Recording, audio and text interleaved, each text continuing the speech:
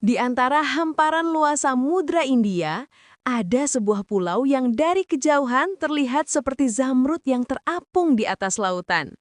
Pulau itu adalah Bali, sebuah tanah yang hari ini dikenal sebagai pusat pariwisata dunia, namun menyimpan kisah panjang yang terbentang jauh ke belakang. Jauh sebelum bangunan hotel, jalan beraspal dan lampu-lampu modern pernah menyentuh garis pantainya. Untuk memahami Bali, kita harus kembali ribuan tahun ke masa ketika sejarah belum ditulis. Ketika manusia pertama mulai menjejakkan kaki di tanah vulkanik yang subur ini. Mereka hidup dari berburu, dari alam, dari sungai-sungai yang mengalir jernih. Bukti keberadaan mereka ditemukan di daerah Trunyan dan Sembiran, di mana tembikar, senjata batu, dan pola pemukiman kuno mengungkapkan bahwa Bali telah dihuni manusia sejak era prasejarah, jauh sebelum kebudayaan Hindu hadir dan menjadi ruh utama masyarakat Bali seperti sekarang. Pada masa itu, kehidupan masih sederhana, namun benih peradaban mulai tumbuh dari hubungan manusia dengan alam sekitarnya, hubungan yang kelak menjadi inti dari filosofi hidup masyarakat Bali.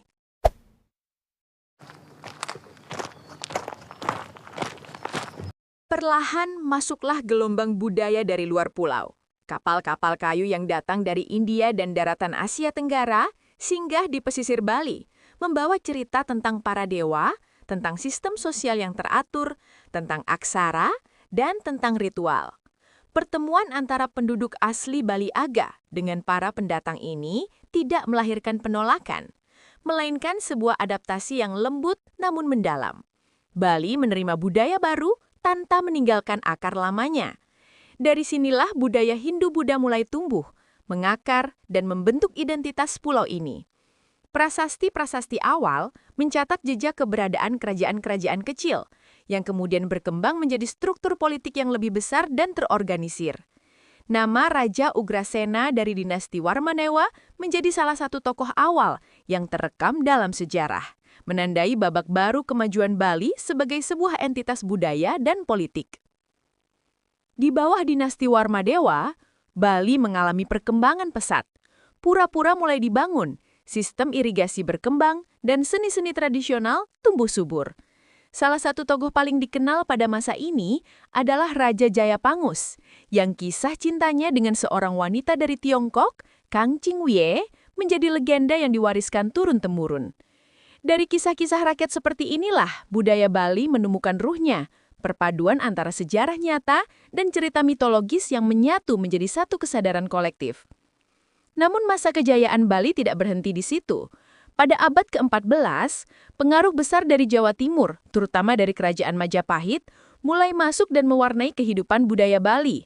Para bangsawan, pendeta, dan seniman Majapahit yang mengungsi ke Bali setelah keruntuhan kerajaan mereka, membawa serta tradisi, bahasa, seni tari, dan sistem organisasi masyarakat yang kelak menjadi pondasi kehidupan Bali modern.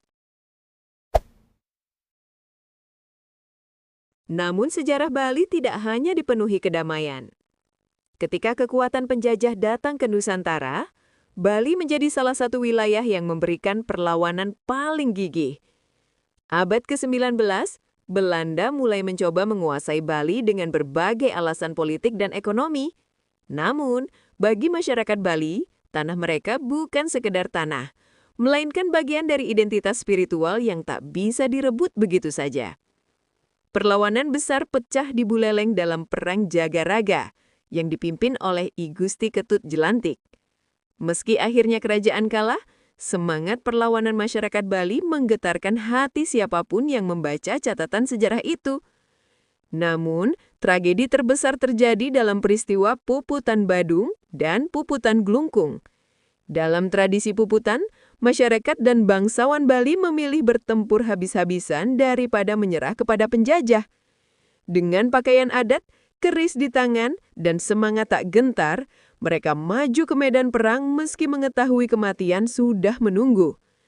Itulah salah satu momen paling heroik dalam sejarah Bali, sebuah simbol keberanian dan kehormatan yang hingga kini masih dirayakan sebagai warisan sejarah yang mendalam. Ketika Indonesia merdeka pada tahun 1945, Bali menjadi bagian penting dari perjalanan bangsa. Pulau ini tidak hanya memberikan kekuatan budaya, tetapi juga menjadi pusat perkembangan pariwisata Indonesia di era modern. Tahun 1970-an menjadi titik awal ketika gelombang wisatawan mancanegara mulai berdatangan, terpukau oleh keindahan alam, tarian tradisional, serta keramahan masyarakatnya.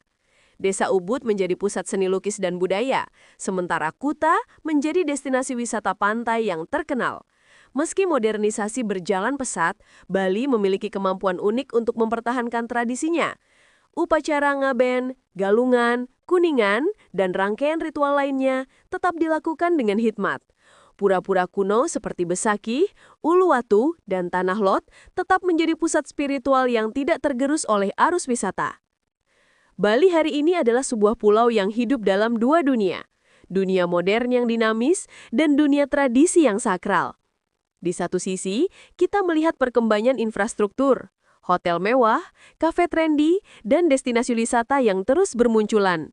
Namun di sisi lain, kehidupan masyarakat Bali tetap berputar pada kalender adat, upacara keagamaan, dan filosofi Trihita Karana yang mengikat kehidupan mereka secara spiritual.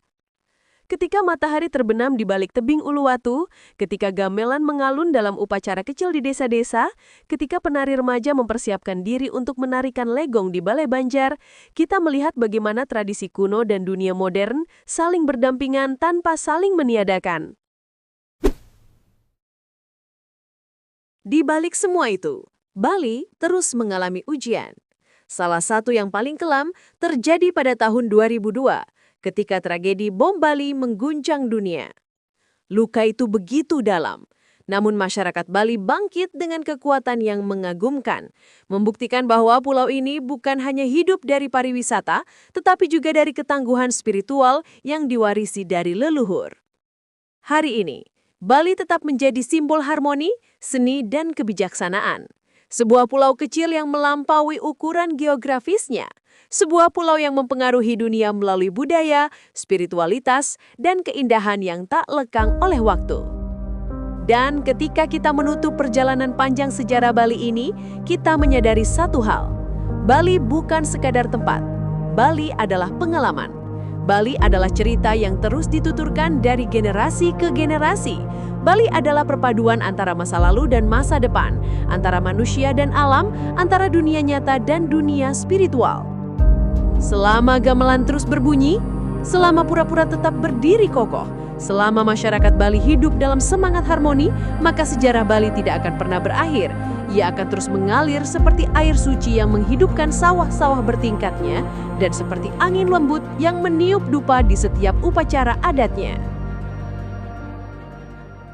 Terima kasih sudah menyaksikan perjalanan cerita hari ini bersama aku, Fitri Soimah. Semoga apa yang kita bahas barusan bisa menambah wawasan, membuka sudut pandang baru, dan tentu saja membawa kebaikan untuk kita semua. Jangan lupa untuk like, komen, dan subscribe supaya kamu nggak ketinggalan cerita-cerita menarik berikutnya di channel ini. Tetap sehat, tetap semangat, dan terus jaga hati dalam setiap langkah kehidupan. Sampai ketemu di video selanjutnya. Wassalamualaikum dan salam hangat dari aku, Fitri Soimah.